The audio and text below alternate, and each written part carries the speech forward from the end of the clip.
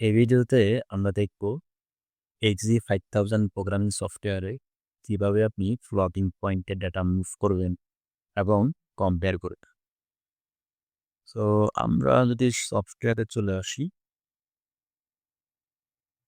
So আমরা যদি সরাসরি সফটওয়্যারে চলে আসি, আমি এখানে প্রোগ্রামটা আসলে লিখে রেখেছি যে আমাদের নরমাল যে মুভটা আমরা করতাম তার আগে শুধু আপনি একটা আর অ্যাড করবেন, কেমন আর্মস।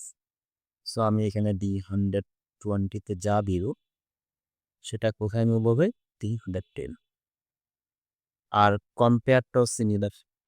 আমরা ধরুন এখানে প্রোগ্রামটা আগে কি করছি যে আমরা হয়তো অনলি গ্রেটার দেন আমার P200 এর ভ্যালু যদি আমার কি হয় 10.5 এর বেশি হয়, তাই না? সো যেটা ফ্লোটিং নাম্বার, এই জন্য আমরা যেটা করব, এই যে আমার গ্রেটার দেনের আগে আমরা একটা আর বসিয়ে দিব, দেন জাস্ট প্রকৃতিতে কিন্তু আমাদের প্রোগ্রামটা রেডি হয়ে যাবে। যেমন আমরা যদি এখন স্টার্ট সিমুলেশন দিই, সো বর্তমানে যেহেতু এখানেও জিরো, D110ও জিরো দেবো।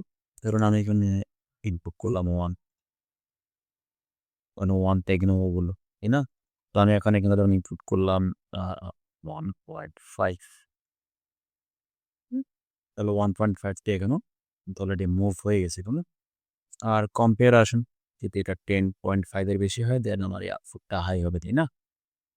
তো আমি D200 এর ভ্যালু 10.64, তাহলে দেখুন আমার আউটপুটটা কিন্তু হাই হয়ে গেছে। আপনি যদি এটাকে 10.5 তাহলে হাই হতো, কারণ আমার লজিকটা কিন্তু কমপ্লিট হয় নাই। সো এভাবে আমরা খুব সহজে আমাদের ফ্লোটিং পয়েন্টে ডেটা মুভ করা, কম্পেয়ার করাটা শুরু করতে পারবো। সবাইকে ধন্যবাদ। আসসালামু আলাইকুম।